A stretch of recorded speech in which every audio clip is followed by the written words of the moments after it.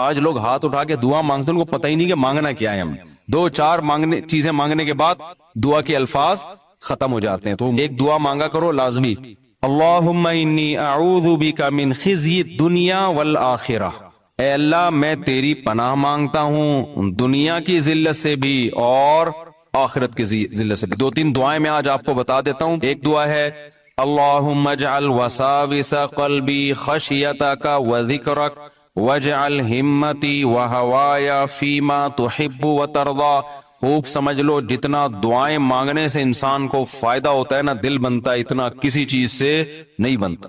یہ نبی نے سکھائی ہیں دعائیں. اے اللہ میرے دل کے وسوسوں کو، میرے دل میں جو خیالات آیا کریں نا، اجعل وساوس قلبی خشیتک وذکرک، وہ تیرے خوف کے خیال آیا کریں. ہر وقت تیرا خوف مجھ پر مسلط رہے اور تیری یاد مجھ پر مسلط رہے ہر وقت. خوف کتنا، یہ دوسری حدیث میں ہے کہ اتنا خوف جو مجھے تیری نافرمانی سے روک دے. اس سے زیادہ خوف نہیں چاہیے، پھر وہ صحت خراب ہوگی، فائدہ نہیں ہوگا. اتنا خوف ما تحول به بیننا وبین معصیتک، جو میرے اور تیری نافرمانی کے درمیان آڑ بن جائے، رکاوٹ بن جائے. یہ گھڑی صحیح ہے؟ مجھے تو لگ رہا ہے میں بہت تھک گیا ہوں. تو یہ تو ابھی تک صرف اتنا ہی ٹائم ہوا ہے، ابھی بس 5 منٹ میں بات ختم کر رہا ہوں. یہ دعا مانگا کریں، اللہم اجعل وساوس قلبی خشیتک وذکرک واجعل ہمتی وہوایا فیما تحب وترضا. انسان جب بھی کوئی کام کرتا ہے نا، دو جذبوں سے کرتا ہے. یا تو خواہش ہوتی ہے اس کی، یا اس کام کی خواہش تو نہیں ہوتی لیکن ہمت پیدا ہو جاتی ہے. کام مشکل ہوتا ہے لیکن ہمت پیدا ہو جاتی ہے، ارادہ ہو جاتا ہے. تو اللہ میرے ارادے اور میری خواہشات ان کاموں کو بنا دے جن کاموں کو تو پسند کرتا ہے. دل ہی ان کاموں کا چاہا کرے جو تجھے پسند ہیں، اس کے علاوہ دل ہی نہ چاہے.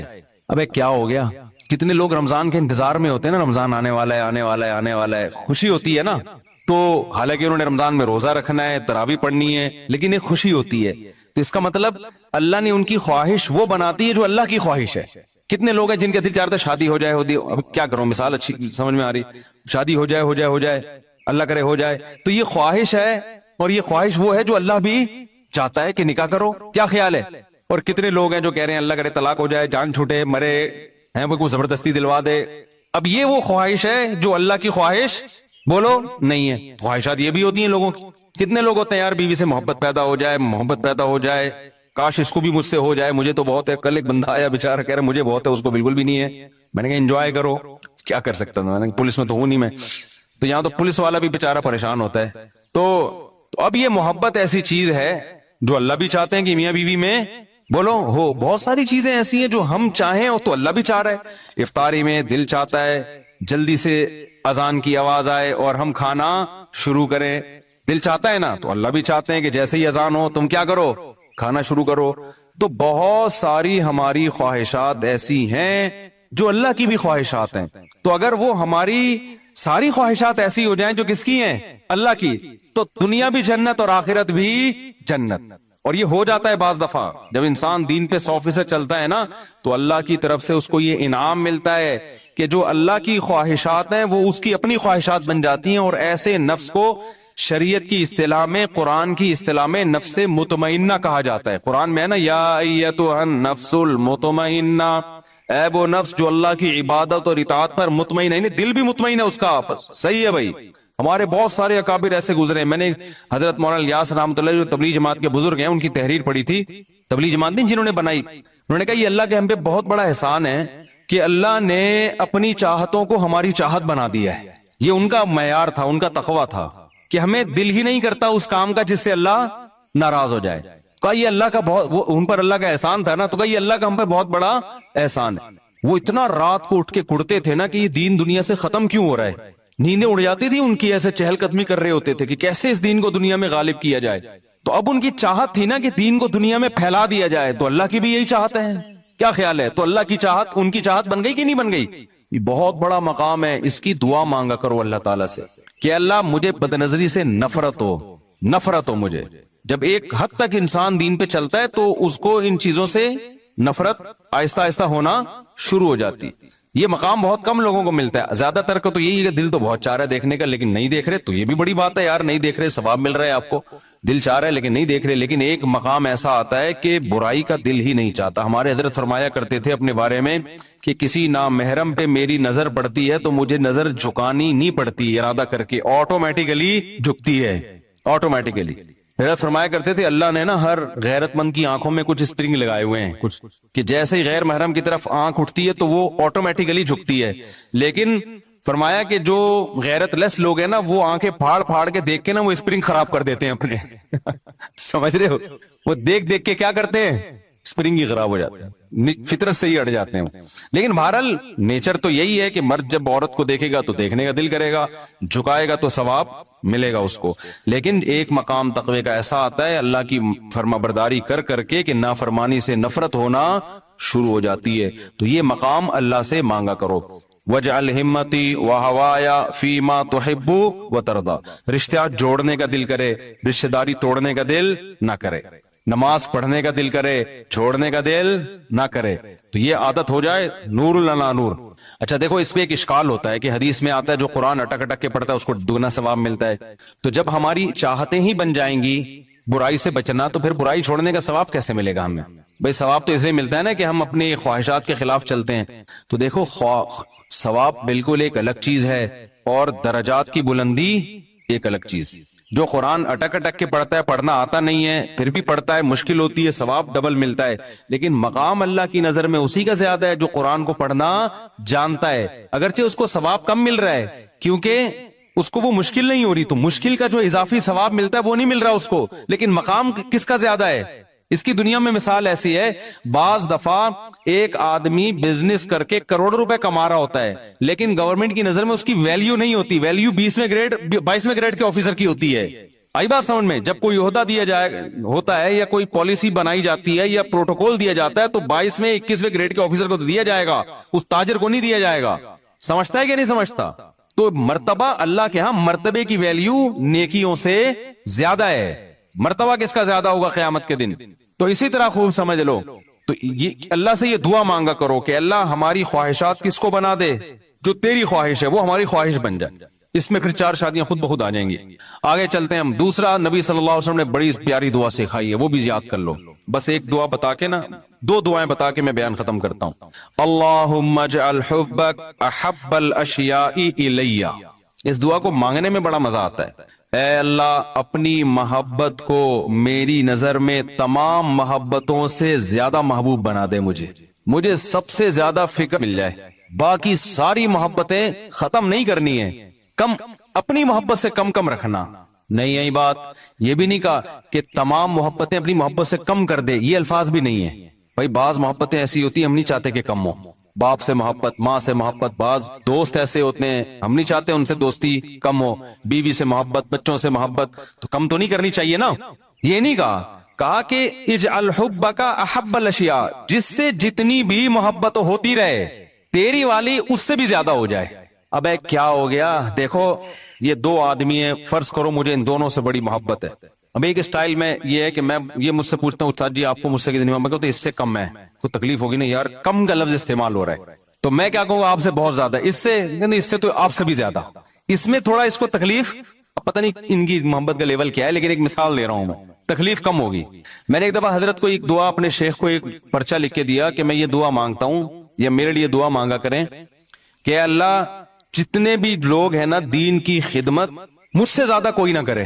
میں نے یہ دعا کے الفاظ لکھ کے دیے یا کسی ہمارے دوست نے لکھ کے دیے کہ مجھ سے زیادہ دین کی خدمت کوئی نہ کر پائے, یعنی میں اتنی خدمت کروں کہ مجھ سے زیادہ کوئی نہ کرے. ارے فرمائی یہ الفاظ یوں ہیں کہ مجھ سے زیادہ کوئی نہ کرے, یہ بھلے میں سب سے زیادہ کروں خدمت, مجھ سے زیادہ کوئی نہ کرے, میں تھوڑی کروں تو وہ اور تھوڑے سے پیچھے ہوں, تو ان کو کیوں پیچھے تو کھیل رہے ہو بھائی, مجھ سے زیادہ کوئی نہ کرے. تو یہ الفاظ غلط ہیں. الفاظ یہ ہونے چاہیے کہ میں دین کی خدمت میں سب سے آگے نکل جاؤں, تو دوسرے نکلیں بھائی, ہمیں ان پر کوئی اعتراض نہیں ہے, بہت زیادہ اللہ ان سے دین کا کام لے, لیکن جس سے بھی جتنا کام لے رہا ہے ہم سے اللہ تو اس سے تھوڑا سا زیادہ لے. آئی بات سمجھ میں؟ تو کیسے الفاظ ہیں. تو نبی نے بھی یہ نہیں الفاظ سکھائے کہ اے اللہ ساری محبتوں کو اپنی محبت سے نیچے کر دے, نہ بھائی بہت سی محبتیں ہمیں بڑی محبوب ہیں, ہم نہیں چاہتے وہ تھوڑا سا بھی نیچے ہو, ٹھیک ہے نا. ہم چاہتے ہیں کہ اے اللہ اللہ سے ہم نے نبی نے یہ دعا سکھائی کہ اے اللہ جس سے جتنی محبت ہے اپنی محبت کو اس سے اونچا رکھنا. آگے الفاظ یہ بھی ہیں وَاجْعَلْ خَوْفَكَ أَخْوَفَ الْأَشْيَاءِ إِلَيَّ، اپنے خوف کو تمام خوفوں سے اونچا رکھنا. بہت سے لوگوں کے خوف ہے ہمیں اور وہ ضروری بھی ہماری صحت کے لیے، نہیں ہوں گے تو پتہ نہیں کیا کر بیٹھیں گے ہم. یہ جو لوگ کہتے ہیں نا بیگم سے ڈرتا ہوں، یہ شکر کرو ڈرتے ہو، ورنہ حقوق تمہارا باپ بھی ادا نہیں کرتا، اس کے آخرت میں لٹکے ہوئے ہوتے. کچھ اللہ کی خوف سے حقوق ہوتے ہیں، کچھ سالوں کے خوف سے حقوق ہوتے ہیں. ہو تو جاتے ہیں نا، گناہ سے تو بچ جاتے ہو. تو اللہ جس کا بھی جتنا خوف ہے، تیرا خوف ان تمام خوفوں پہ غالب رہے. کیا مطلب؟ کسی کے خوف میں آ کے تیری نافرمانی نہ کر بیٹھوں میں کہ اس سے ڈر رہا ہوں تو اس سے ڈرنا چھوڑ دوں، نہ یہ نہ ہو. وَاجْعَلْ خَوْفَكَ أَخْوَفَ الْأَشْيَاءِ إِلَيَّ وَاقْطَعْ عَنِّي حَاجَاتِ الدُّنْيَا بِالشَّوْقِ إِلَىٰ لِقَائِكَ. لوگوں کو جو دنیا کی حاجتیں پوری کرنے کا شوق ہوتا ہے جو موت تک ختم ہی نہیں ہوتا، کیونکہ حاجتیں تو کبھی ختم نہیں ہوتی، تو ایسا شوق اپنی ملاقات کا ڈال دے میرے دل میں کہ میری سب سے بڑی حاجت کیا بن جائے؟ تجھ سے ملاقات. اور اس کی وجہ سے یہ ساری حاجتیں ختم، کہ پوری ہو جائیں ٹھیک ہے، نہیں ہو بھاڑ میں جائیں یار، ایسی کی تیسی. دوسری شادی ہو گئی ٹھیک ہے، نہیں ہو بھاڑ میں جائے یار، اللہ راضی ہے یا نہیں ہے. تیسری شادی ہو گئی ٹھیک ہے، نہیں ہو تو بھاڑ میں جائے، ایسی کی تیسی، اللہ راضی ہے نہیں. چوتھی ہو جائے ٹھیک ہے بھائی اچھی بات ہے، نہیں ہو تو بھاڑ میں جائے یار، اللہ راضی. اس کے بعد چوتھی ہو گئی، اب پانچویں صبر کریں گے یار، کوئی مسئلہ نہیں ہے. اسلام نے جو پابندی لگا دی کہ صرف 4 رکھ سکتے ہو، اس کے بعد الاؤ نہیں ہے. چلو اب اس صبر کا کڑوا گھونٹ کس کے لیے پیئیں گے؟ اللہ کے لیے پیئیں. پتہ نہیں آپ لوگ کو، مجھے اصل میں اب کیا سمجھاؤں میں آپ لوگ کو، پالنے والے لوگوں کو، بچے ہو یار، آپ لوگ کے سامنے میں بڑوں والی باتیں شروع کر دیتا ہوں، معذرت چاہتا ہوں، میں دوبارہ اسی پہ آ جاتا ہوں، کماروں کی بات کر رہا ہوں میں، ٹھیک ہے نا. تو ساری حاجتیں کیا بن جائیں؟ اے اللہ تجھ سے ملاقات کا شوق اور تیری رضا کا جذبہ اتنا غالب آ جائے کہ یہ دنیا کی حاجتوں کے انڈے بچے میرے سامنے ان کی کوئی ویلیو نہ رہے. وَاقْطَعْ حَاجَاتِ الدُّنْيَا بِالشَّوْقِ إِلَىٰ لِقَائِكَ. آگے بڑی ہی مزیدار دعا ہے وَإِذَا أَقْرَرْتَ أَعْيُنَ أَهْلِ الدُّنْيَا مِن دُنْيَاهُمْ فَأَقْرِرْ عَيْنِي مِنْ عِبَادَتِكَ.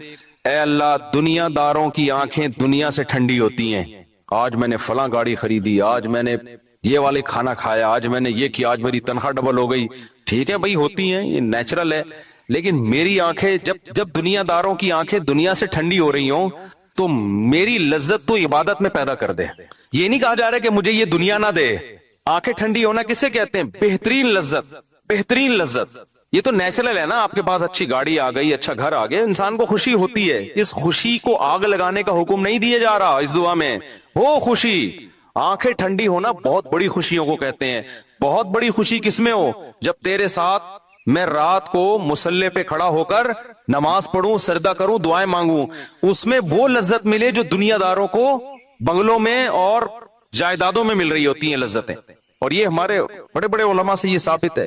حضرت پیر عبد القادر جیلانی رحمۃ اللہ علیہ کا مشہور واقعہ ہے نا، کسی نے بادشاہ نے کہہ دیا کہ میں یہ دینا چاہتا ہوں، آپ کو یہ دینا چاہتا ہوں. انہوں نے کہا بھائی میں رات کو اللہ کے سامنے اٹھ کے جو اللہ سے باتیں کرنے میں جو مجھے لذت محسوس ہوئی ہے نا، وہ خالق کائنات کے سامنے کھڑے ہوئے ہیں نا، ساری کائنات کو چلانے والا بادشاہ، اس سے جب سے تعلقات بحال ہوئے تو مجھے یہ جو اپنی گدڑیا ہے نا، یہ جو گڈری، یہ کیا کہتے ہیں اس کو، بوری جو ہوتی ہے، مجھے یہ تیرے، ہاں انہوں نے تو یہ الفاظ کہے تھے کہ اس کے بعد بھی اگر مجھے میرے دل میں تیری سلطنت کی کوئی لالچ ہو تو اللہ کرے میرا منہ ایسا کالا ہو جائے جیسے تیرا تاج کالا ہے.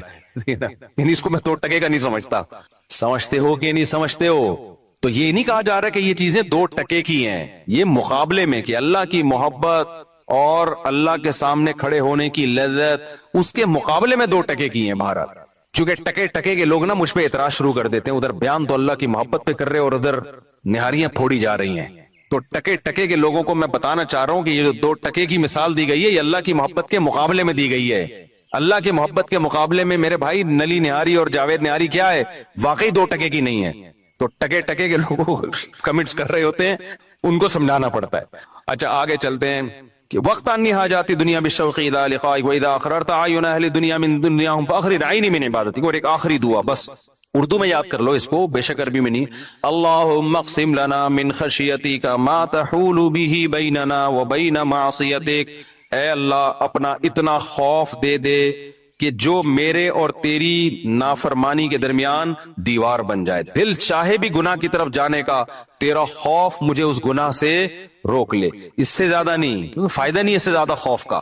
بعض صوفی ہوتے ہیں نا ہر وقت ڈر ڈر کے ہڈیوں کا ڈھانچہ بنے ہوئے, کسی کام کے نہیں ہوتے, وہ کوئی کام کے رہتے ہی نہیں نا, سوسائٹی پہ بوجھ بن جاتے ہیں. تو بوجھ تھوڑی بننا ہے ہم نے, ایک اچھی ہنسی خوشی والی زندگی گزارنی ہے, لیکن خوف اتنا ہو کہ یہ خوشیاں اتنے زیادہ فری نہ ہو جائیں کہ برائیوں کی طرف جانا شروع کر دیں. ایسی لائف نہیں چاہیے ہمیں. آگے اقسم لنا من خشیتک ما تحول به بینا و بین معصیتک ومن طاعتک ما تبلغنا به جنتک, اپنی اطاعت کا اتنا جذبہ جو جنت تک پہنچا دے. جو کہاں تک پہنچا دے؟ اس میں بھی یہ نہیں کہ کوئی بہت ہی کوئی خلائی مخلوق بن جائے. حضرت جی اتنے پہنچے ہوئے, ایسے پہنچے ہوئے ہوتے ہیں نا حضرت جی, اتنے پہنچ جاتے ہیں کہ اس دنیا میں سروائیو کرنے کے قابل رہتے ہی نہیں ہے, بہت ہی کچھ خلائی مخلوق بن جاتے ہیں. تو بھائی اے اللہ اتنی اطاعت, کیونکہ اس دنیا میں بھی تو رہنا ہے نا, زیادہ ہی کچھ صوفی بن گئے عجیب سے تو پھر ادھر کا کسی کام کا نہیں رہتا آدمی. ایک صحابی کی شادی ہوئی نا, تو دلہن بیٹھی بھی ہے, وہ دلہن کمرے میں آئی اور مصلی پہ نیت باندھ کے کھڑے ہو گئے. دلہن دیکھ رہی ہے بھائی نہ میرے سے بات کر رہے ہیں نہ بیٹھ رہے ہیں, ان کے دل میں اللہ کی محبت اتنی, ان کو دلہن سے زیادہ اللہ کی طرف رغبت. پوری رات تہجد میں گزار دی. دلہن نے کہا چلو صبح بیٹھیں گے, صبح روزہ, سحری میں روزے کی نیت. چند دن گزر گئے, پوری رات تہجد, سارا کیا یار تقویٰ بہرحال خاندانی تھا یا نہیں تھا, یہ نہیں کہ کوئی بیماری تھی ان کو, اللہ کا خوف, اللہ کی محبت. تو ان کی زوجہ نے جا کے نبی سے شکایت کی کہ یا رسول اللہ ان کو ہم میں کوئی رغبت نہیں. پھر آپ نے ان کو بلا کے پوچھا کیا مسئلہ ہے, تو انہوں نے بتایا کہ بس یہ اللہ کی عبادت میں, آخرت میں. تو پھر آپ نے فرمایا تم پہ تمہاری زوجہ کا بھی حق ہے, اپنی جان کا بھی حق ہے, اس طرح صحت بھی خراب ہو جائے گی. پھر صحابہ کو کی طبیعت میں اعتدال پیدا ہوا, لیکن اس سے بہرحال صحابہ کے تقوی کا معیار کا پتہ چلتا ہے.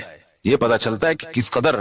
ایک تابعی تھے نا, ان کا میں نے واقعہ سنا, بھی نام بھول گیا ان کا. ان کے جب شادی ہوئی نا تو دلہن کا کمرہ سجایا گیا. پہلے یہ ہمیشہ سے سجتا آ رہا ہے, بعض لوگ کچھ زیادہ مسالہ لگ جاتا ہے, سادگی سے شادی کر رہے ہیں, کنٹینر میں رخصتی ہو رہی ہے, بالکل نا, یہ نہیں کنٹینر ٹائپ کا کمرہ کہ جتنا پھول لگانے ہیں نہ وہ, اتنا ایسا بھی نہیں ہے بھائی. جب ایک شادی ہو رہی ہے تو کپڑے تو اچھے پہنو. تو سادگی کا مفہوم نا کچھ الٹا ہی لے لیا لوگوں نے. میرے پاس یہاں دولہے آئے ہوئے ہوتے ہیں نا, میں گواہ کو دولہا سمجھ رہا ہوتا ہوں, جو دولہا ہوتا ہے وہ ایسے کپڑوں میں بیٹھا ہوتا ہے. بھائی تیری شادی ہو رہی ہے, تو کچھ تو اچھے کپڑے پہن کے آ جاتا آج.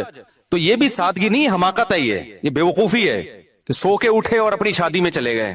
وہ بھی غلط ہے, بیوٹی پارلر میں گھنٹوں گھنٹوں تیار ہو رہے ہو, تم آدمی ہو, تم عورت تھوڑی ہو. لیکن یہ بھی غلط ہے کہ آپ کو نہا دھو تو لیتا, کچھ تھوڑے سے تو اچھے کپڑے پہن لیتا. تو وہ دلہن کا کمرہ جب سجایا گیا, تو دلہنوں کے بھی پہلے سجایا جاتا, اب بھی سجاتے ہیں. تو جب ان کی رخصتی ہوئی نا دلہن کی, وہ جب کمرے میں گئے تو وہ بڑے اللہ والے بزرگ تھے, تو وہ مصلی پہ کھڑے ہو گئے نماز پڑھنے نا. دلہن پہ نظر پڑی, اور وہ پہلے زمانے کی خوشبوئیں بڑی اچھی ہوتی تھی. اب تو پتہ نہیں الکوہلک جو اسپرے آ رہے ہیں نا, انہوں نے نزلے کے مریض بنانے کے علاوہ اور سر سے جمے ہوئے نزلے نکالتی ہیں. یہ کام میں بہت اچھی خوشبوئیں. عرب لوگ ٹائٹ استعمال کرتے ہیں. عربوں, دبئی اور عربوں کے شیخ جو ہے نا, وہاں سے خوشبوئیں منگوایا کرو. تم لوگ انگریزوں سے خوشبو منگواتے ہو, الکوہلک خوشبوئیں. عربوں کی خوشبو استعمال کرو, پھر تمہیں دماغ معطر ہوگا تمہارا. وہ ان کی جو دھنیاں ہوتی ہیں خوشبوؤں کی, بڑی مزے کی ہوتی ہیں, تو خوشبو بڑی اچھی ہوتی تھی. اب وہ کمرے میں گئے تو وہ مصلی, ان کی دلہن تھی, وہ بھی کوئی اللہ والی بزرگ تھی, انہوں نے 1-1.5 گھنٹہ انتظار کیا, وہ بھی کھڑی ہو گئی مصلی پہ. چلو بھائی, اب دونوں دلہا دلہن کیا کر رہے ہیں, نماز. تو صبح جو تھی نا, وہ جیسے رشتہ دار ملنے آتے ہیں نا دلہن سے, ان کے بھائی آئے اور لوگ آئے خاتون کے کہ بھئی آپ نے شوہر کو کیسا پایا. انہوں نے کہا تو نماز سے فرصت ملی نہیں ہے. اب رشتہ داروں نے پکڑ لیا دولہا کو, بھائی تم ساری رات نماز پڑھتا رہے, تجھے دلہن ملی ہے. انہوں نے کہا بھائی بات یہ ہے, جب میں اس کمرے میں آیا تو میرے جب اتنا خوبصورت کمرہ اور سجی ہوئی دلہن, تو مجھے خیال آیا کہ وہ جنت کیسی ہوگی جو اللہ نے اپنے نیک بندوں کے لیے تیار کر کے رکھی ہے. جب یہ دنیا میں چند پیسوں سے اتنا بہترین ڈیکوریٹ کمرہ اور ایسی خوبصورت دلہن, تو جو خدا نے اپنے بندوں کے لیے تیار کر کے رکھا ہے آخرت میں سامان اور پالا خانے اور حوریں, وہ کیا ہوں گی. کہہ رہے میں اس سب کو بھول کے کس جنت میں گم ہو گیا, اس آخرت, اور میں اللہ سے مانگنے لگا, اے اللہ مجھے اس جنت سے محروم نہ کرنا. پوری رات میں یہی دعائیں مانگتا رہا ہوں. بعض دفعہ کوئی چیز دیکھتا ہے نا انسان, تو اس کا آخرت کا استحضار ہوتا ہے. تو میں تو بھائی اسی میں لگ گیا ساری رات کہ اللہ یہ ملے نہ ملے, مجھے کیا چاہیے, آخرت کی جنت چاہیے. تو یہ ان لوگوں کے جذبات تھے. ٹھیک ہے, ایسے موقع پہ بعض دفعہ غلبہ ہو جاتا ہے نا کسی چیز کا, نارمل, تو آپ نہ شروع کر دیں کہیں جائیں, اور بیگم اتنی نیک نہیں ہے کہ پیچھے مصلی پہ کھڑے ہو جائے گی, وہ فوراً کوٹ سے کھلا کے پیپر جمع کرا دے گی, بندہ کیا ہے اوپر سے فارغ ہے. تو وہ پرانے زمانے میں دلہن بھی تھی, جب دیکھا میاں نماز پڑھ رہا ہے, چلو ہم بھی نماز پڑھ لیتے ہیں. آج کل کی دلہنیں نہ دولہا اس طرح کے مارکیٹ میں ملیں گے اور نہ دلہنیں ملیں گی، آرڈر پہ بھی نہیں بنوائے جا سکتے اس طرح کے۔ تو وہ دعا کیا ہے جلدی سے مکمل کر لیتا ہوں۔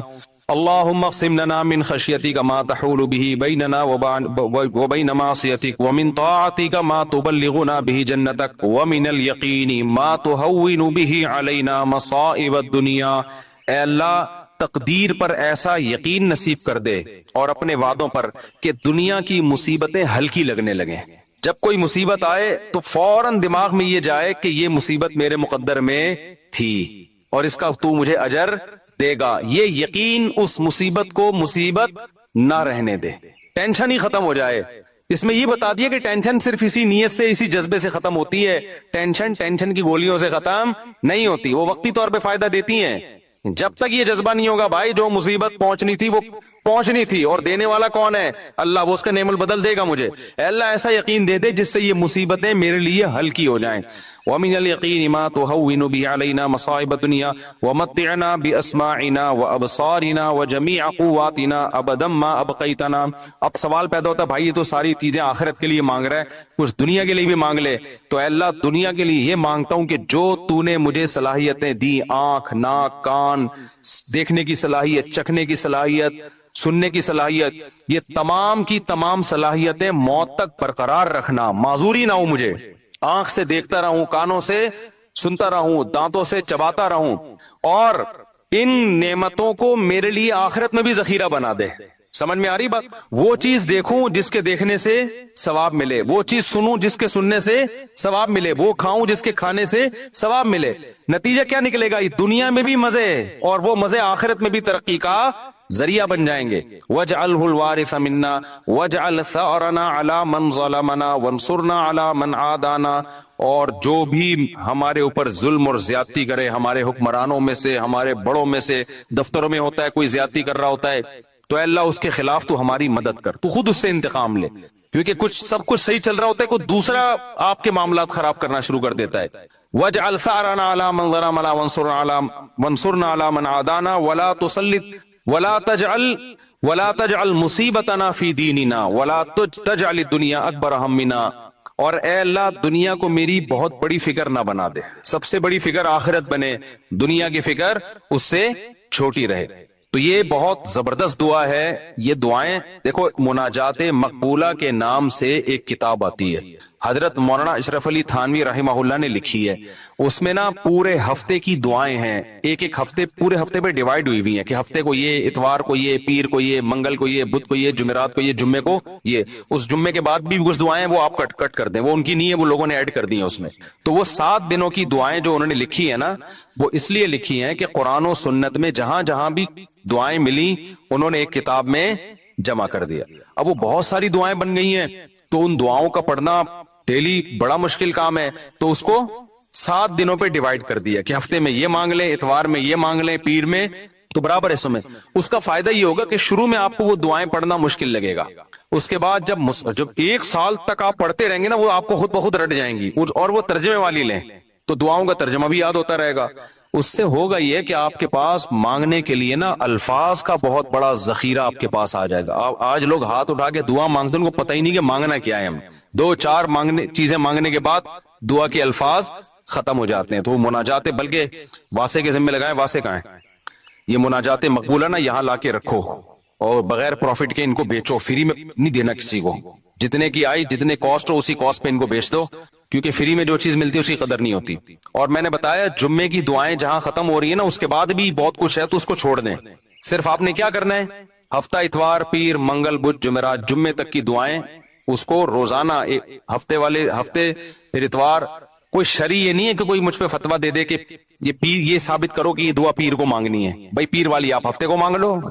وہ ڈیوائیڈ انہوں نے آسانی کے لیے کیا ہے کہ 7 دنوں میں جب آپ ڈیوائیڈ کر لیں گے تو روزانہ دعا بھی ہو جائے گی، اور آسانی سے قرآن و سنت کی تقریباً جتنی دعائیں ہیں وہ تقریباً اس میں آ گئی ہیں۔ تو شروع میں مشکل ہوگی، میں نے بتایا جب پڑھتے رہیں گے، مانگتے رہیں گے، آہستہ آہستہ وہ الفاظ آپ کی زبان پہ چڑھ جائیں گے، آپ کو یاد ہو جائیں گے۔ اللہ تعالیٰ سمجھنے کی، عمل کی توفیق۔ زندگی کی گھڑیاں بہت تیزی سے گزر رہی ہیں، اور ہر آنے والا دن ہمیں قبر کے قریب کر رہا ہے، مجھے بھی اور آپ کو بھی۔ ایک دن آنے والا ہے کہ آپ لوگ کہیں گے کہ مولوی صاحب ہوتے تھے الفلاحیہ مسجد میں ممبر پہ بیان کیا کرتے تھے، ابھی تو ہیں بیان کیا کرتے ہیں، ایک دن کیا ہو جائے گا؟ تھے۔ اور میرے ہیں سے تھے ہونے تک آپ میں سے بہت سے ہیں سے تھے ہو چکے ہوں گے، میرے مرنے تک پتہ نہیں کتنے آپ میں سے زندہ رہتے ہیں، کتنے مر چکے ہوتے ہیں، اور جو میرے مرنے سے پہلے آپ لوگوں میں سے زندہ رہ گئے جو پھر میرے بارے میں یہ کہیں گے کہ وہ ہوا کرتے تھے، تو جو زندہ رہیں گے وہ بھی ہمیشہ نہیں رہیں گے، کچھ دنوں میں وہ بھی ہیں سے کیا بن جائیں گے؟ بولو بھائی، ابھی تو بول رہے ہیں، جب تھے ہوں گے تو پھر بولنے کا بھی موقع نہیں ہوگا، ابھی زندگی ہے، ہیں تھے بول دیں۔ جو دنیا سے جا چکے وہ تو بیچارے اس قابل بھی نہیں ہے کہ یہ تبصرہ کر سکیں، بیان میں سر ہلا سکیں، یہاں یا نہ یا تھے یا ہیں بول سکیں۔ کیا خیال ہے بھائی؟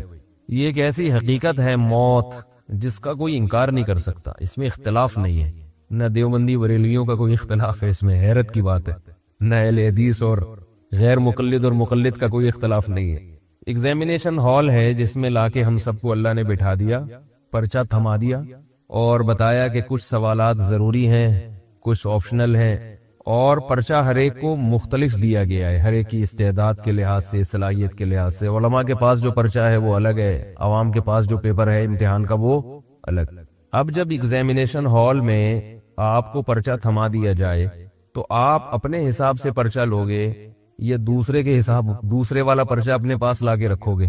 ظاہر ہے ٹائم کم ہے، مقابلہ سخت ہے، تو اپنے سوالات کو فوکس کرو گے، دائیں بائیں جھانکنے کی کوشش نہیں کرو گے۔ اب مسئلہ یہ ہو گیا ہے کہ ایگزامینیشن ہال میں جو جس کی فیلڈ نہیں ہے وہ اس میں ٹانگ اڑا رہا ہے اور اپنے ضروری سوالات سے غافل ہو رہا ہے۔ آپ دیکھیں گے ہمارے اس دور میں مسائل کے معاملے میں ہر آدمی فنٹر بنا ہوا ہے، کسی سے بحث کروا لو، رفع الیدین کی، رفع الیدین نہ کرنے کی، آمین زور سے آہستہ، ہر آدمی فنٹر بنا ہوا ہے۔ لیکن اس سے جو قیامت کے دن جو ضروری سوالات ہوں گے ان سوالات کی طرف اس کی توجہ نہیں ہے۔ اس سے سوال یہ ہوگا کہ رات کی تنہائیوں میں کیا کیا کرتے تھے، لوگوں کے سامنے تو اللہ سے ڈرتے تھے، کیا تنہائی میں بھی اللہ سے ڈرتے تھے یا نہیں ڈرتے تھے؟ اپنے والدین کی خدمت کر کے جنت حاصل کرنے کی کوشش کی یا نہیں کی؟ رسول اللہ صلی اللہ علیہ وسلم نے ارشاد فرمایا کہ جس نے بوڑھے والدین کو پایا اور ان کی خدمت کر کے جنت اپنے اوپر لازم نہ کی، اس پر اللہ کی لعنت ہے۔ تو ان لوگوں کو دیکھ لیں جو مجتہد بنے ہوئے ہیں، جو فیلڈ علماء کی ہے اس میں بھی کیا کرتے ہیں؟ ٹانگ اڑاتے ہیں، لیکن نہ اللہ کے حقوق کی طرف توجہ، نہ مخلوق کے حقوق کی طرف توجہ۔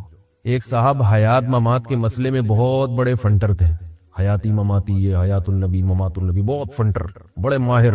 میں نے ان کو ایک دفعہ نصیحت کی، میں نے کہا چھوڑ دو، ان چکروں میں نہیں پڑو، انسان بن کے سیدھے مسلمان بن کے زندگی گزارو، اس میں نہیں اپنی صلاحیتوں کو برباد کرو۔ تو کہنے لگے کہ یہ بہت ضروری عقیدہ ہے، یہ عقائد ضروریہ میں سے ہے، اس کے بغیر ہم مسلمان نہیں ہو سکتے۔ تو اللہ تعالیٰ بعض دفعہ ایسی دلیل ذہن میں ڈالتے ہیں، میں قرآن و حدیث سے دلیل لیتا نا، سمجھ میں نہیں آتی ان کے۔ ہر آدمی میں قرآن حدیث میں مسائل کا جو چیپٹر ہے نا وہ سمجھنے کی صلاحیت ہر آدمی میں نہیں ہوتی، یہ بات پبلک کی سمجھ میں نہیں آ رہی ہے۔ پبلک سمجھتی ہے کہ ہم بھی قرآن و حدیث میں جو مسائل کا چیپٹر ہے وہ سمجھ سکتے ہیں، قرآن و حدیث میں یہ واقعہ میں بھول نہ جاؤں، یہ جو گٹی پکڑ کے رکھے ذرا اس کی، تاکہ جہاں سے بات چلی ہے نا وہیں سے، کیونکہ میں جیسے ہی ہماری گاڑی کراچی اسٹیشن سے نکلتی ہے نا، درمیان میں بہت سارے ٹریک آنا شروع ہو جاتے ہیں، اور جیسے پاکستان کی ٹرین ہر ٹریک پہ ہر اسٹیشن پہ رکتی ہے نا، تو ہماری بھی ایسے ہی کچھ یہاں عادت ہو گئی ہے۔ عوام جو ہے نا اپنے آپ کو قرآن و حدیث کے معاملے میں، مسائل کے معاملے میں جاہل ماننے کے لیے تیار نہیں ہے۔ بس ایک آیت یاد کی ہوئی ہے، وَلَقَدْ يَسَّرْنَا الْقُرْآنَ لِلذِّكْرِ فَهَلْ مِن مُدَّكِرٍ، ہم نے قرآن کو نصیحت کے لیے آسان کر دیا، کوئی ہے سمجھنے والا؟ کہتے ہیں مجھے قرآن جب آسان ہے تو مولویوں سے پوچھنے کی ضرورت نہیں، بیچاروں کو اس آیت کا مطلب نہیں آتا، باقی قرآن کیا آئے گا؟ یعنی جو آیت یہ بتا رہی ہے کہ ہم نے قرآن کو آسان کیا، اس کی تفسیر جس کو نہیں آتی وہ باقی قرآن کیا سمجھے گا؟ اللہ نے قید لگا دی ہے، یہ نہیں کہا وَلَقَدْ يَسَّرْنَا الْقُرْآنَ كُلَّهُ، ہم نے پورے قرآن کو آسان کر دیا، نا، قرآن نے خود بتایا ہے وَلَقَدْ يَسَّرْنَا الْقُرْآنَ لِلذِّكْرِ، نصیحت کے لیے آسان کیا ہے، لِلْمَسَائِلِ الْفِقْهِيَّةِ، فقہی مسائل کے لیے۔ ایسا نہیں ہے کہیں قرآن میں نصیحت کی جو چیزیں ہیں، عبرت کی جو باتیں ہیں، وہ قرآن میں بہت آسان ہیں، ان کے لیے کسی مفتی یا عالم کے پاس جانے کی ضرورت نہیں۔ نصیحت کی باتیں جیسے حضرت موسیٰ علیہ السلام کا واقعہ کہ اللہ نے نافرمانوں کو سزا دی، فرما برداروں کو برتری دی۔ اللہ تعالیٰ نے دنیا پرستوں کو ہمیشہ ناکام کیا ہے، پیغمبروں کی اتباع کرنے والوں کو ہمیشہ کامیاب کیا ہے۔ یہ عبرت کی بات ہے۔ آخرت، اللہ کے وجود اور اللہ کی قدرت کے دلائل۔ هو الذی خلق من الماء بشرا، دیکھو اس نے پانی سے بوند سے تمہیں بنایا۔ فجعلہ نسبا وصہرا، عزت کتنی دے دی اس نے، خاندان میں پیدا کیا، ددیال نلیال سسرال والا خاندان لگا دیا۔ یہ وہ باتیں ہیں جن کو سن کے اللہ کی محبت پیدا ہوتی ہے، اللہ کا خوف پیدا ہوتا ہے، یہ نصیحت کہلاتی ہیں یہ باتیں۔ دیکھو باپ جب اپنے بیٹے کو سمجھاتا ہے تو کبھی تو وہ سمجھانا نصیحت کی باتیں ہوتی ہیں، کبھی کوئی چیپٹر پڑھا رہا ہوتا ہے اس کو۔ اگر وہ نصیحت کی بات کرے گا تو بہت آسانی سے بچے کی سمجھ میں آئے گی، کیونکہ نصیحت کی بات ہمیشہ آسان ہوتی ہے تو سمجھ میں آتی ہے۔ اب باپ اپنے بیٹے کو سمجھا رہا ہو کہ بیٹا بڑوں کے تجربے سے فائدہ اٹھاؤ، بڑوں کی زندگی بڑوں سے پوچھ کے چلا کرو، کیونکہ ہمارا تجربہ تمہارے تجربے سے زیادہ ہے۔ اب یہ بہت آسان الفاظ ہے نا اس کے لیے۔ ایسی نصیحت باپ بیٹے کو کر رہا ہے کہ بیٹا وہ ڈکشنری کھول کے بیٹھا ہوا ہے کہ ابا نے جو یہ لفظ کہا تھا اس کا مطلب کیا ہے، اور یہ جو سینٹنس استعمال کیا اس میں سبجیکٹ کیا ہے، آبجیکٹ کیا ہے، ورب کیا ہے، ایکٹیو وائس کیا ہے، پیسو وائس کیا ہے، تو وہ نصیحت کا فائدہ ہوگا۔ نصیحت انتہائی آسان الفاظ میں ہوتی ہے، لیکن یہی باپ جب بیٹے کو، یہ وکیل ہے مثال کے طور پر ابا، یہ بیٹے کو لا اور قانون پڑھا رہا ہو، پھر یقیناً ڈکشنری کی کتابیں کھول کے، یہ ابا کہیں پروفیسر بھی ہیں، یونیورسٹی میں لیکچرار بھی ہیں، تو وہی لیکچر جو یونیورسٹی میں دیا ہے وہ اپنے بچے کو بھی دے رہے ہیں، اور اس میں لا سمجھا رہے ہیں، لا پڑھا رہے ہیں، اس کو قانون سمجھا رہے ہیں کہ دفعہ 144 کیا ہوتی ہے، دفعہ 145 کیا ہوتی ہے، آرٹیکل فلاں کا مطلب کیا ہے۔ تو اس میں وہ آسان نہیں ہوگا، اس کا ایک متن ہوگا، پھر اس کی تشریح ہوگی، پھر اس کی تشریح میں مختلف آراء بھی ہوں گی، رائے بھی ہوگی۔ بھئی یہ جو لا ہے، سپریم کورٹ نے اس لا کے تحت جو فیصلہ کیا تھا، اس فیصلے کی روشنی میں اس لا کا یہ مطلب ہے، اس قانون کا یہ مطلب ہے، 73 کے آئین کی جو فلاں شق ہے اس شق کا مطلب کیا ہے، تو سپریم کورٹ نے جو فیصلہ کیا ہے اس کے مطابق اس کا یہ مطلب ہے۔ ممکن ہے اس پر کوئی اعتراض ہو کہ نہیں پہلے سپریم کورٹ کا فیصلہ یہ نہیں تھا، وہ تھا۔ جہاں مسائل کی بات ہوگی، قانون کی بات ہوگی، لا کی بات ہوگی، اس کو ڈیفائن کرنا پڑے گا، اور ڈیفائن کرنے والے بھی اس کے اہل ہوں گے، ہر نتھو پتو کا کام نہیں ہوگا۔ یہ میرا موضوع نہیں ہے، میں اصل بات کی طرف ابھی آ رہا ہوں، ابھی تو گاڑی نکلی ہے، ٹھیک ہے نا، ابھی تو اسٹیشن ہم نے چھوڑا ہے۔ تو قرآن ہی میں اللہ کا ارشاد ہے، یہ یاد رکھو، جتنے لوگ آج کل جو علماء سے آپ کو دور کرتے ہیں، بزرگوں سے آپ کو دور کر رہے ہیں، لیبل قرآن و حدیث کا لگا رہے ہیں، یہ قرآن و حدیث نہیں جانتے۔ یہ اگر صحیح طرح سے قرآن و حدیث پڑھ لیتے تو یہ اس قسم کی باتیں نہ کرتے۔ قرآن ہی میں اللہ کا ارشاد ہے، وَأَنزَلْنَا إِلَيْكَ الذِّكْرَ لِتُبَيِّنَ لِلنَّاسِ مَا نُزِّلَ إِلَيْهِمْ، ہم نے اس نصیحت کو آپ پر نازل کیا تاکہ آپ لوگوں کے سامنے اس کو کھول کھول کے بیان کریں۔ اگر یہ خود واضح ہوتا تو نبی بیان کیوں کرتے؟ اس پر ایک اشکال ہوگا کہ یہاں بھی تو ذکر کا لفظ ہے، وَأَنزَلْنَا إِلَيْكَ الذِّكْرَ، یہاں ذکر کے بارے میں قرآن کہہ رہا ہے کہ نبی بیان کریں گے، اور وہاں قرآن کہہ رہا ہے ذکر کے لیے ہم نے قرآن کو آسان کر دیا۔ تو یاد رکھو، یہاں یہ جو دوسری آیت میں نے پڑھی ہے، یہاں ذکر سے مراد قرآن ہے، کیونکہ قرآن کا ایک نام ذکر بھی ہے۔ وہاں ذکر سے مراد قرآن نہیں ہے، کیونکہ قرآن کے نام کا الگ اللہ نے تذکرہ کیا ہے۔ تو پتہ چلا کہ اگلا لفظ ذکر، اس سے قرآن کا ایک مخصوص موضوع مراد ہے، پورا قرآن مراد نہیں ہے۔ اب یہاں سے آپ لوگ کی جو سگنل ہے نا، انہوں نے کیچ کرنا ختم کر دیا۔ اگر پھر بھی اتنی سی بات بھی سمجھ میں نہیں آتی تو پھر سوچ لو کہ جب ہمیں اتنی موٹی بات سمجھ میں نہیں آ رہی تو پورا قرآن، پوری حدیث مسائل کے باب میں کہاں سے سمجھ میں آئی۔ تو یہ بھی بہت بڑی جہالت ہے کہ ہر آدمی قرآن و حدیث سے مسائل سمجھ سکتا ہے، یہ غلط ہے۔ بہت بڑے تابعی امام لیث رحمہ اللہ فرماتے ہیں، الحدیث مغلۃ الا لأہلھا، حدیث سراسر گمراہی ہے سوائے ان لوگوں کے لیے جو اس کے سمجھنے کے اہل ہیں۔ فرمایا لولا اعان اللہ بمالک، اگر اللہ ہمیں امام مالک، وہ تابعی نہیں تھے، سوری امام لیث تبع تابعی نہیں، بھل خیر القرون میں آتے ہیں، بہت بڑے فقیہ مجتہد تھے، محدث تھے۔ فرماتے ہیں لولا اعاننا اللہ بمالک، اگر اللہ امام مالک کے ذریعے ہماری مدد نہ کرتا حدیث سمجھنے میں، ہم گمراہ ہو جاتے، تباہ ہو جاتے۔ تو یہ بات خود قرآن سے ثابت ہے کہ قرآن میں مسائل کا باب ہر ایک کی سمجھ میں نہیں آئے گا۔ اس کی ایک مثال دے کے میں اصل بات کی طرف آتا ہوں. وہ آپ نے پکڑی, میں تو بھول گیا وہ کیا تھا, کچی پکڑ کے رکھی ہوئی ہے نا آپ نے, جو واقعہ بتا رہا تھا. قرآن مجید میں آیت نازل ہوئی, کلوا واشربوا حتی یتبین لکم الخیط الابیض من الخیط الاسود. رمضان میں تم کھا سکتے ہو کب تک؟ جب تک صبح سفید دھاگا سیاہ دھاگے سے ممتاز اور جدا نہ ہو جائے. صبح سفید دھاگا سیاہ دھاگے سے ممتاز اور جدا نہ ہو جائے. صحابی نے کیا کیا, رمضان میں رات کو اپنے تکیے پر ایک کالا دھاگا اور ایک سفید دھاگا رکھ کے سو گئے. اٹھ کے صبح دیکھ رہے ہیں کہ سفید اتنی روشنی ہو جائے کہ سفید دھاگا کالے دھاگے سے ممتاز ہو جائے. تو نبی کے پاس آگے پوچھا, آپ صلی اللہ علیہ وسلم نے فرمایا اس کا یہ مطلب نہیں ہے, یہاں دھاگے سے یہ والے دھاگے مراد نہیں ہیں. صبح صادق کی جو سفید پٹی ہے جو کالی روشنی سے ممتاز ہو جائے, کیونکہ وہ بھی مستطیل پھیلتی ہے, وہ بھی دھاگے کی طرح ایسے لمبی پھیلتی ہے وہ روشنی, وہ مراد ہے دھاگے سے. صحابی کو قرآن سمجھنے میں غلطی ہوئی کہ نہیں ہوئی؟ حالانکہ وہ عربی جانتے تھے. آج کل جتنے انجینئر پروفیسر بیٹھے ہوئے ہیں نا, ان لوگوں کو عربی بھی نہیں آتی, ترجمے دیکھ دیکھ کے باتیں کرتے. ایک صاحب مجھے کہنے لگے کہ یہ جو امام ابو حنیفہ نے حدیث کی مخالفت کی ہے کہ 3 رکعت وتر پڑھتے ہیں, حدیث میں تو 1 رکعت وتر کا ذکر ہے. میں نے کہا کون سی حدیث ہے جس میں 1 رکعت وتر کا ذکر؟ انہوں نے کہا حدیث میں آتا ہے کہ یوترو بواحدۃ, کان نبی صلی اللہ علیہ وسلم یوترو بواحدۃ, 1 رکعت وتر پڑھا کرتے تھے. تو میں نے کہا یہ حدیث کا ترجمہ کون سی حدیث میں ہے؟ یہ جو آپ اس کا ترجمہ کر رہے ہو یہ کون سی حدیث میں یہ والا ترجمہ؟ تو انہوں نے کہا ترجمہ تو حدیث میں نہیں ہوگا نا, ترجمہ تو اردو میں ہوگا, تو اردو تو تھی نہیں. تو میں نے کہا جس آدمی نے اس حدیث کا ترجمہ کیا ہے, آپ کو یہ پتا ہے کہ یہ ترجمہ اس کا بنتا ہے کہ نہیں بنتا؟ اس معاملے میں بھی تو آپ تقلید کر رہے ہو, جو انہوں نے لکھ دیا آپ نے مان لیا.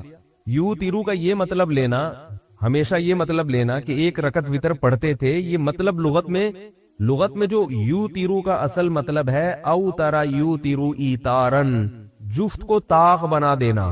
ایون جو عدد ہوتا ہے نا اس کو آڈ کہتے ہیں جو 2 پہ تقسیم نہ ہو سکے. میں بڑا کنفیوز رہتا تھا کہ ایون جو ہے وہ جفت کو کہتے ہیں یا طاق کو کہتے ہیں, یہ بھول جاتا تھا. تو میں نے پھر ایک ایسے جو الفاظ ہوتے ہیں نا جو مشابہ ہوتے ہیں ان کے لیے کچھ علامات رکھ لیا کریں. تو ایون میں 4 عدد ہیں, 4 حروف ہیں, ای وی ای این, اور آڈ میں کتنے ہیں؟ 3. اس کا مطلب یہ آڈ جو ہے نا وہ اعداد ہوں گے جو 2 پہ تقسیم نہیں ہوتے, اور ایون وہ ہوں گے جو 2 پہ تقسیم ہو جاتے. یہ بڑی ٹیکنیکل باتیں, اس طرح لفظ یاد رہتے ہیں. قرآن مجید میں 2 الفاظ استعمال ہوئے ہیں, سندس اور استبرق. سندس کہتے ہیں باریک ریشم کو, استبرق کہتے ہیں موٹے ریشم کو. ابھی ہم طلب علمی کے دور میں یاد کر کر کے تھک جاتے تھے, پھر بھول جاتے تھے کہ موٹا ریشم ان میں کون سا ہے اور باریک کون سا ہے. تو ہمارے استاذ نے کہا استبرق آف, یہ جو آ رہا ہے نا موٹا موٹا لفظ آ رہا ہے نا, کیا خیال ہے؟ استبرق, رق بولو گے قاف آ رہا ہے, قاف موٹا تازہ ہوتا ہے, قاف ویسے بھی گول ہوتا ہے, جو گول کس لوگ ہیں وہ دیکھنے میں قاف لگ رہے ہوتے ہیں. تو سندس میں ایسا نہیں ہے, سندس باریکی آ رہی. تو اس کے بعد ہمیشہ سے یاد ہو گیا کہ بھئی استبرق موٹا ریشم اور سندس باریک ریشم. اسی طرح ایک لفظ ہے رمل اور ایک لفظ ہے عربی میں رمل.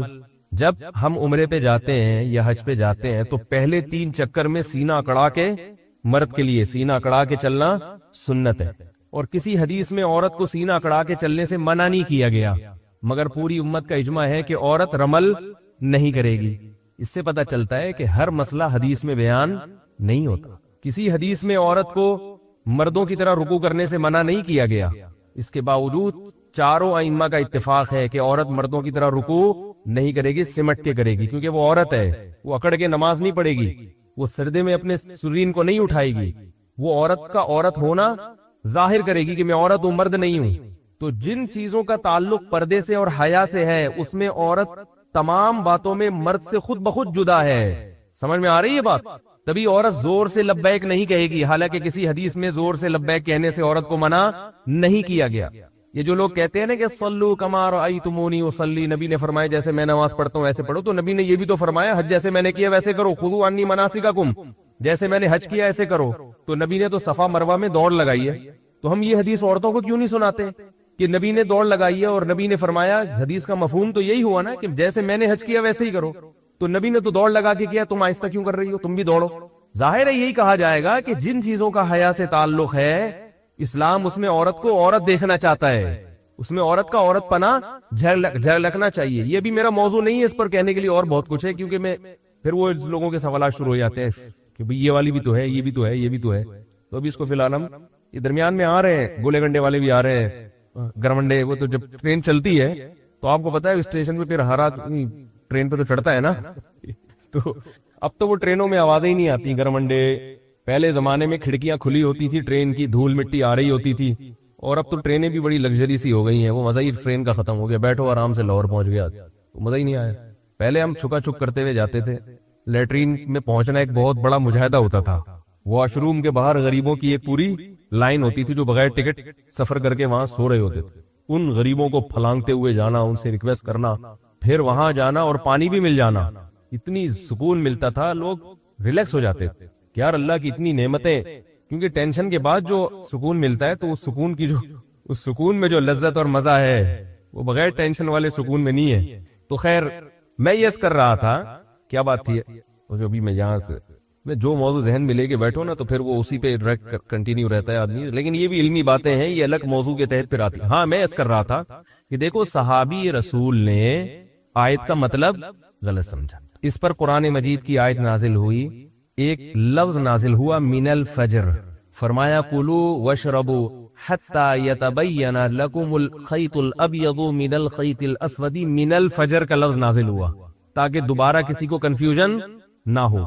من الفجر یعنی فرمایا کہ اس سے مراد کیا ہے، فجر کی روشنی ہے، دھاگے مراد نہیں ہے. یہاں ایک سوال پیدا ہوتا ہے کہ قرآن یہ کنفیوژن پہلے ہی دور کر دیتا تاکہ یہ نوبتی نہ آتی. ایک لفظ صحابی کے نہ سمجھنے کی وجہ سے بعد میں نازل کیا جا رہا ہے تو اللہ تو عالم الغیب ہے، اللہ پہلے ہی کنفیوژن دور کر دیتے، من الفجر نازل کر دیتے. کیا خیال ہے بھائی؟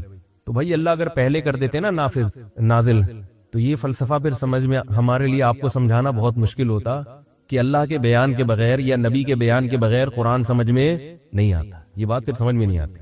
سمجھ میں آ رہی؟ اب آ گئی سمجھ یا اب بھی نہیں آئی؟ شکر ہے. تو اور وراثت کے مسئلے جتنے بھی ہیں آپ قرآن سے براہ راست نکال کے دکھا دو. حالانکہ وراثت کو تو قرآن نے بڑی ڈیٹیل سے بیان کیا ہے، پھر بھی بڑی مشکل ہے. قرآن مجید میں ہے کہ فَإِن كَانَتَا فَوْقَ اثْنَتَيْنِ فَلَهُنَّ ثُلُثَا مَا تَرَكَ. باپ مر جائے، بیٹا کوئی نہ ہو اور 2 سے اوپر بیٹیاں ہوں تو ان کو 2/3 وراثت ملے گی. 2 سے اوپر ہو تو کیا ملے گی؟ 1/3، 2/3، 66.66%. وَإِن كَانَتْ وَاحِدَةً فَلَهَا النِّصْفُ. اگر ایک بیٹی ہو تو اس کو آدھی ملے گی. 2 کو کتنی ملے گی؟ قرآن نے کیا کہا؟ 2 سے اوپر ہو تو 66.6%، 1 ہو تو 50%. 2 کا تو تذکرہ ہی نہیں ہے. لیکن 2 کو بھی کتنی ملیں گی؟ 66%. 1 سے اوپر جتنی ہوں گی 66.66% لے لیں گی وہ، اور 1 اگر ہوگی تو سب فتویٰ یہی دیتے ہیں. لیکن یہ مسئلہ قرآن سے اس طرح سے جب تک آپ مفسرین کی تفسیر نہیں پڑھو، اس کا مفہوم کیا ہے، حدیث کا مطلب کیا ہے، آپ نہیں پڑھو، صرف لفظی الفاظ سے آپ مسئلہ مستنبط نہیں کر سکتے. سمجھ میں آ رہی ہے بات کہ نہیں آ رہی ہے؟ اب کوئی پروفیسر مستقبل میں پیدا ہو سکتا ہے، وہ یہ دعویٰ کر سکتا ہے کہ 2 بیٹیوں کو 66% نہیں ملے گا کیونکہ قرآن میں آ رہا ہے کہ 2 سے اوپر ہوں گی تو ملے گا. اس کا مطلب 2 سے کم ہوں گی تو نہیں ملے گا. پھر یہی مطلب نکلتا ہے نا. کل کوئی نیا پروفیسر یہ بھی پھینک سکتا ہے مارکیٹ میں آگے. اس لیے ایک اصول یاد رکھو، کبھی بھی اجماع امت سے اعتراض مت کرو. اجماع امت سے جو ہے نا کبھی بھی آپ نے ہٹنا نہیں ہے. خیر وہ جو گچی پکڑی تھی، میں یہ عرض کر رہا تھا کہ ایگزامینیشن ہال میں آپ بیٹھے ہوئے ہیں، ضروری پیپر جو عوام کے لیے ضروری ہیں ان کی طرف توجہ نہیں ہے. رفع الیدین کے جھگڑے اچھی طرح آپ کو رٹے ہوئے. جس چیز کا قبر میں سوال ہوگا اس کے کو فوکس نہیں کیا جا رہا، اس کو فوکس نہیں کیا جا رہا. تو میں واقعہ بتا رہا تھا، ایک صاحب کو میں سمجھا رہا تھا یار یہ حیات ممات کے جھگڑوں میں مت پڑو، تو وہ کہہ رہے نہیں یہ ضروری ہے. تو میں نے ان سے کہا کہ اچھا آپ کی بیوی حیاتی ہے یا مماتی ہے؟ اس نے کہا اس بیچاری کو کیا پتا یار یہ کیا ہوتا ہے، یہ تو مولویوں کے آپس کے جھگڑے ہیں، اس بیچاری کو کیا پتا. تو میں نے کہا جب اس بیچاری کو نہیں پتا اور پھر بھی آپ کے خیال میں وہ جنت میں جا سکتی ہے تو آپ بھی اگر بیچارے بن جاؤ تھوڑے دنوں کے لیے. بیچارے لوگ جنت میں پہلے جائیں گے، جو فنٹر ہے نا وہ پھنسے ہوئے ہوں گے. حقیقت بتا رہا ہوں، جو سیدھے سادے بیچارے ہوں گے جو کہیں گے ہمیں کچھ نہیں آتا. تبلیغ والوں کی ایک سب سے بڑی خوبی کیا ہے، وہ اپنے آپ کو کبھی بھی عالم مفتی نہیں مانتے، بلکہ ان کے تو علماء کو بھی ہم نے دیکھا ہے کہ آپ اگر مسئلہ پوچھنے جائیں نا کسی تبلیغ میں کسی عالم کے پاس تو وہ اپنے سے سینئر کی طرف کہتے ہیں بھئی ان سے پوچھو، مجھ سے نہیں پوچھو، میں کچھ نہیں ان کے مقابلے میں، ان سے پوچھو ان سے. یہ ہم نے دیکھا ہے اور میں نے اپنے بزرگوں میں بھی دیکھا ہے. یہ ہمارے ہاں جامعۃ الرشید میں یا پہلے دارالفتاء والارشاد میں جب کوئی عامی شخص مسئلہ پوچھنے کے لیے آتا تھا تو اگر کوئی بڑے بیٹھے ہوئے ہیں تو جو چھوٹے عالم سے اگر پوچھ رہا ہے نا تو وہ غصے ہوتے تھے کہ جب یہ بیٹھے ہوئے ہیں تو مجھ سے کیوں پوچھ رہے ہو، ادب تمیز معاشرے میں ختم. اور اب کیا اب جو چل رہا ہے نا معاشرے میں وہ کیا چل رہا ہے؟ ان سے کیوں پوچھ رہے ہو؟ میں ہوں قرآن و حدیث کے مطابق بتاؤں گا. میں بتاؤں گا کس کے مطابق؟ قرآن. باقی سارے پکوڑے بیچ رہے ہیں، میں بتاؤں گا. بلکہ سب سے پہلے تو ہم نو وارث شخص کو بتاتے کہ جو قرآن حدیث کے مطابق بتائے اس کو بتاؤ، اس سے پوچھو. لیول بہت اچھا ہے، مگر اس سے آپ بدگمان کر رہے ہیں کہ میں ہی صرف قرآن حدیث کے مطابق بتاؤں گا، باقی کیا کر رہے ہیں؟ پکوڑے بیچ رہے ہیں. وہ بے وقوف ہیں. تو فرقواریت اس سے پھیلتی ہے کہ آپ اپنے آپ کو دنیا کا سب سے بڑا فنٹر سمجھنا شروع کر دیں. اور پھر ایسے جاہلوں کا علماء جواب نہیں دیتے تو یہ اور چوڑے ہو جاتے ہیں. علماء اس لیے جواب نہیں دیتے کہ علماء ہمیشہ اپنے لیول کے آدمی سے بحث کرتے ہیں. دیکھو ایک بڑی دلچسپ بات آپ کو میں بتاؤں جس سے آپ کی سمجھ میں یہ بات آئے گی اچھی طرح. قرآن مجید میں اللہ تعالیٰ کا ارشاد ہے وَلَوْ تَقَوَّلَ عَلَيْنَا بَعْضَ الْأَقَاوِيلِ لَأَخَذْنَا مِنْهُ بِالْيَمِينِ ثُمَّ لَقَطَعْنَا مِنْهُ الْوَتِينَ. فرمایا کہ اگر محمد صلی اللہ علیہ وسلم جھوٹے نبی ہوتے، بلکہ جھوٹا نبی ہونا تو دور کی بات، کوئی ایک بات بھی ہماری طرف غلط منسوب کر دیتے، کوئی ایک مسئلہ بھی جو ہمارا قول نہیں ہوتا، ہماری رائے، ہمارا حکم نہ ہوتا، لیکن اپنی طرف سے گڑھ لیتے، پورا نبوت کا جھوٹا دعویٰ تو دور کی بات، ایک قول بھی اگر گڑھ لیتے لَأَخَذْنَا مِنْهُ بِالْيَمِينِ، ہم ان کو دائیں ہاتھ سے پکڑتے، ثُمَّ لَقَطَعْنَا مِنْهُ الْوَتِينَ، اور ان کی شہرک کاٹ ڈالتے. پنپنے نہیں دیتے ہم ان کو. تو مرزائی جو ہے نا، جو غلام احمد قادیانی کے مریدین ہیں، جو اس کے جھوٹی نبوت پہ ایمان لانے والے، وہ اس آیت کو پیش کرتے ہیں مرزا غلام احمد کی نبوت کے حق میں. توجہ ہے آپ حضرات کی؟ وہ کہتے ہیں کہ دیکھو اگر کوئی بھی شخص اللہ کی طرف جھوٹ باندھے تو قرآن میں اللہ کہہ رہا ہے اس کا دائیں ہاتھ پکڑ کے میں اس کی شہرک کاٹ دوں گا. یہ کنایا ہے کہ میں اس کو پنپنے نہیں دوں گا، اس کو میں ذلیل کر دوں گا، اس کو میں قتل کر دوں گا، اس کو میں یعنی کچھ بھی سزا ایسی عبرتناک مل جائے گی اس کو کہ لوگوں کے سامنے اس کا جھوٹا ہونا واضح ہو جائے گا. کہتے ہیں مرزا کو تو نہیں ملی. مرزا نے تو اگر ہم یعنی جھوٹا نبی تھا تو ایک جھوٹ نہیں، پھر تو اس کی ہر بات اللہ پہ جھوٹ ہوگی نا. تو اتنے کروڑوں جھوٹ اس نے بولے، پھر بھی جناب دیکھو اس کے خلفاء لندن میں کیسی حکومتیں چل رہی ہیں ان کی، اور 100 سال ہو گئے قادیانی دنیا میں پھیلتے چلے جا رہے ہیں. سوال سمجھ میں آئے گا تو جواب انشاءاللہ سمجھ میں آئے گا. اس کا جواب کیا ہے؟ اس کا جواب یہ ہے کہ یہ ہر شخص کے بارے میں نہیں ہے. یہ جو قرآن نے دھمکی دی ہے اس شخصیت کے بارے میں ایک دھمکی دی ہے کہ جس کا کردار اتنا اچھا رہا ہو کہ لوگ اس کی بات پر یقین کرتے ہوں. وہ اگر کہے کہ اس پہاڑ کے پیچھے سے لشکر آ رہا ہے حملہ کرنے کے لیے تو لوگ آمنا و صدقنا کہیں، جس کا کردار ایسا ہو. ایسا شخص جب اللہ پہ جھوٹ باندھے گا تو اس جھوٹ کے سچا ہونے کا لوگوں کو گمان ہوگا کہ یہ شخص جھوٹ نہیں بول سکتا. تو ایسے شخص کو جو اللہ کی طرف غلط نسبت کرے جس سے لوگوں کو کنفیوز ہونے کا خطرہ ہو، اللہ ایسے شخص کو پنپنے نہیں دیں گے، کیونکہ پھر اللہ پر الزام ہے. کوئی بھی بھنگی چمار اٹھ کے اگر اللہ پہ جھوٹا بہتان باندھ دے تو اللہ اس کو دنیا میں سزا نہیں دیتے، کیونکہ تو بھنگی چمار تم اس پر ایمان کیوں لے کر آ رہے ہو؟ اس کی حیثیت تو دیکھو پہلے. مثال کے بغیر بات سمجھ میں آئے گی نہیں آپ لوگوں. یا تو پولیس کے ذریعے آتی ہے یا مثال کے ذریعے آتی ہے. مثال دیتا ہوں اس کی میں. دیکھو ایک سفیر ہے یہاں پہ، 3 پیس سوٹ اور ٹائی میں، لگژری گاڑی ہے اس کے پاس، پیچھے پولیس کی موبائل ہے سیکیورٹی کے لیے، اور وہ جو بھی سفیروں کا حلیہ ہوتا ہے، جو بھی سفیروں کا کردار ہوتا ہے، ظاہری علامات ہوتی ہیں، وہ ساری اس میں آپ کو نظر آ رہی ہیں. اور انگلش بھی فرفر بول رہا ہے، شکل سے بھی برطانیہ کا UK کا لگ رہا ہے، کہیں سے بھی اس میں چھانگا مانگا کی، چیچا وطنی، شکر پڑیاں کی وہ اسمیل کہہ لیں یا خوشبو کہہ لیں نہیں آ رہی. آئی بات سنیں، بندہ ہمیں یہاں لگ جاتا ہے نا فوراً، یہ بندہ یہاں کا، اور آپ دنیا میں کہیں بھی جائیں پاکستانی شکل سے پکڑا جاتا ہے کہ یہ اپنا ہی ہے. اور عجیب سی محبت ہوتی ہے، صحیح بتا رہا ہوں، آپ کہیں بھی جاؤ نا تو فوراً پتہ چل جاتا ہے، چاہے وہ جبہ پہن لے، رومال پہن لے عربوں والا، لیکن پتہ چل جاتا ہے کہ یہ پاکستانی. اور بڑی اچھی خوشی سی محسوس ہوتی ہے کہ یار اپنائیت محسوس ہوتی ہے. آدمی کہتا ہے یہ صحیح ہے، ٹھیک ہے نا. تو اب یو کے بورن معلوم ہو رہا ہے وہ آدمی، UK کی پیدائش والا، انگلش بھی فرفر، اور وہ چمڑی بھی اس کی گوروں جیسی، بال بھی بالکل سنہری بال ہیں، پورا گیٹ اپ کیسا ہے؟ ایسا جیسے سفیروں کا اور UK کے برطانیہ کے سفیروں کا ہوتا ہے. وہ آ کے ایک پریس کانفرنس کر رہا ہے اور برطانیہ کی طرف سے بیان ریکارڈ کروا رہا ہے کہ بھائی حکومت برطانیہ پاکستان کو یہ پیغام دینا چاہتی ہے. اگر وہ جھوٹا ہوگا برطانیہ اس کو چھوڑے گا؟ فوراً اخبار میں اناؤنس کرے گا، ریڈیو پہ اعلان کرے گا، ٹیلی ویژن میں کہ ہمارا اس بندے سے کوئی تعلق نہیں ہے، پبلک دھوکہ کھانے کی کوشش نہ کرے، ہم اس کے ذمہ دار نہیں ہیں. پھر بھی باز نہ آیا، عبرتناک سزا ملے گی اس کو، کیونکہ لوگ کنفیوز ہو رہے ہیں. اور ایک وہ آدمی ہے جھاڑو ہاتھ میں دھوتی بنیان میں گھوم رہا ہے, محلے کے گٹر صاف کر رہا ہے, صحیح ہے نا, اس گٹر سے گھستا ہے دوسرے گٹر سے نکلتا ہے صفائی کر کے, خود کبھی نہیں نہایا, یہ کہتا ہے بیان جاری کرتا ہے اسی حلیے میں کہ میں برطانیہ کا سفیر ہوں, مجھے یو کے نے بھیجا ہے اور میں پاکستان کے سفیر سے ملاقات کرنا چاہتا ہوں, یہ پیغام دے کے. جتنا بڑا بھی جلسہ کر لے, برطانیہ اس کی مذمت میں یا اس کی تردید میں اعلان کرے گا, بولے گا یہ کون ہے. برطانیہ کہے گا کہ میں نے اگر اس کی نفی بھی کی نا تو میری وجہ سے یہ مشہور ہو جائے گا, ابھی تو بالکل بھی عزت نہیں ہے لیکن تھوڑی عزت اور. تو اس پر جو ایمان لانے والے ہیں, اس کو میرا سفیر سمجھنے والے, وہ مخنچو ہیں, وہ اتنے گرے ہوئے لوگ ہیں, ان کی مینٹل اپروچ اتنی کم ہے کہ مجھے وضاحتی بیان جاری کرنے کی ضرورت نہیں, جس نے گمراہ ہونا ہے ہو جائے. تو یاد رکھو نبی کا بھی ایک گیٹ اپ ہوتا ہے, وہ ظاہری حلیہ نہیں ہوتا. اللہ کسی ہر شخص کو نبوت نہیں پکڑا دیتے. انبیاء کی زندگی نبوت سے پہلے بھی بے داغ ہوتی ہے اور نبوت کے بعد بھی بے داغ ہوتی ہے. ہر شخص کو نبوت نہیں ملتی, ہر نیک آدمی کو نبوت نہیں ملتی. 40 سال کی عمر میں محمد صلی اللہ علیہ وسلم کو نبوت ملی, موسیٰ علیہ السلام کو 40 سال کی عمر میں نبوت ملی. اس سے پہلے کی زندگی وہ لوگوں کے سامنے دلیل ہوتی ہے, گواہ ہوتی ہے وہ زندگی اس بات پر کہ یہ جھوٹ نہیں بول سکتے. عیسیٰ ابن مریم کو بچپن میں نبوت ملی مگر بغیر باپ کے اللہ نے پیدا کیا اور ماں کی گود میں اپنی ماں کی پاک دامنی کی گواہی دلوائی. دودھ پیتا بچہ لوگوں کو نماز اور زکوٰۃ کا حکم دے رہا ہے.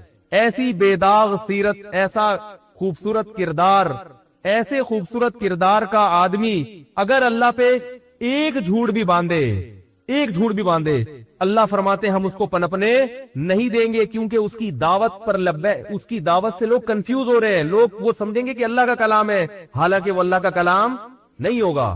رہا مرزا غلام احمد قادیانی کا معاملہ, تو اس کی سیرت بے داغ بولو بھائی نہیں, کیونکہ ایسا شخص ہی نہیں تھا کہ اس میں کوئی ایسی چیزیں ہوں کہ اس کو دیکھ کر اس پر لوگ ایمان لے کر آئے.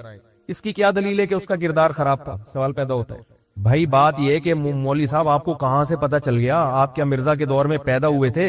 ہیں بھائی, آپ کو کیسے پتا چلا کہ اس کا کردار بہت اچھا تھا, وہ نیک آدمی تھا, اس کی نیکی اور طہارت اور تقوی کی وجہ سے اللہ نے نبوت اس کے شانے پہ رکھ دی.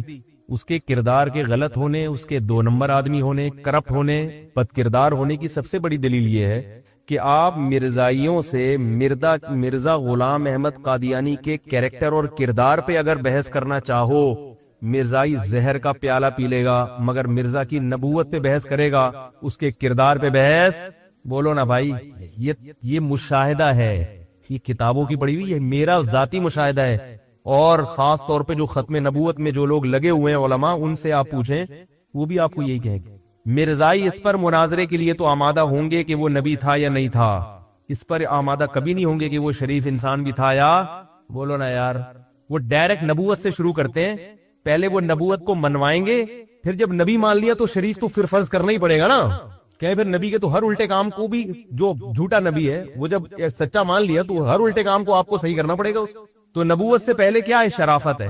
جو شرافت کے بجائے شر اور آفت کا مجموعہ ہو, اس کو اللہ کیسے نبوت دے سکتے ہیں؟ اور اگر کوئی اس کی نبوت پر ایمان لاتا ہے, کوئی اس کی باتوں میں یقین کرتا ہے, تو اللہ کہتے ہیں کر لے, ہم نے کوئی گارنٹی لی اس کی, اس کا کردار دیکھو. میں آج جتنے مرزائی دنیا میں ہیں, قادیانی ہیں, ان کو چیلنج کرتا ہوں کہ کسی بھی بزرگ, کسی بھی عالم کے پاس جو تھوڑا بہت بھی ختم نبوت کے ٹاپک پر شدھ بدھ رکھتے ہیں, مرزا کے کردار پر مناظرہ کرنے کے لیے تیار ہو جاؤ. قادیانی زہر کا پیالہ پی لے گا مگر اس پہ تیار بولو بھائی نہیں ہو. تو یاد رکھو, جیسے جو شخص اللہ پہ جھوٹ باندھے, ان میں سے ہر شخص اس قابل نہیں ہوتا کہ اللہ اس سے برات کا اعلان کرے, کیونکہ وہ اس کی ایسی حیثیت ہی نہیں ہے. ایسے ہی علماء میں جو بھی انٹرنیٹ پر مفتی بن کے لوگوں کو مسئلے بتانا شروع کر دے, تو ہر مفتی بھی, ہر ایسا شخص بھی اس قابل نہیں ہوتا کہ علماء اپنے اوقات کا حصہ اس جاہل پہ خرچ کرنا شروع کر دے. تھوڑا بہت تڑکا علماء لگاتے رہتے ہیں, تھوڑا بہت, تاکہ پتہ چلے کہ بھئی یہ صرف ہمارے دعوے نہیں ہیں, ان دعووں کے پیچھے دلائل بھی ہیں. مگر ان کا علماء کا موضوع یہ نہیں ہوتا, عام طور پر وہ اس لیے نہیں ہوتا. ابھی ہم رو رہے تھے غامدی صاحب کو, ایک نئی فلم آئی ہے شیخ محمد صاحب, ان کو دیکھ کے غامدی صاحب سے محبت ہوتی ہے آدمی, حقیقت ہے, وہ بالکل ہی عجیب سی چیز آئی ہے. تو ایسی فلمیں آتی رہیں گی اور ساری قرآن و حدیث کے نام پہ آئیں گی. تو آنے دو. مولانا طارق جمیل صاحب اللہ ان کی عمر میں برکت ہے, میں نے ان کا کلپ دیکھا, وہ لطیفہ سنا رہے تھے, کہہ رہے ایک جگہ میں نے نکاح پڑھایا انہوں نے پڑھایا یا مجھے پورا واقعہ یاد نہیں. تو وہ لوگوں کی عادت ہوتی ہے نا، جو جس کام میں لگا ہے وہ وہی الفاظ اس کے ذہن میں ہوتے ہیں. تو ایک منشی تھے، وہ ٹرک لگتے تھے نا لائن میں، ایک ٹرک آیا ہے، وہ لوڈ ہوا سامان چلا گیا، تو دوسرے کے بارے میں پوچھتے ہیں کہ کیا ہوا، پھر آڑ دے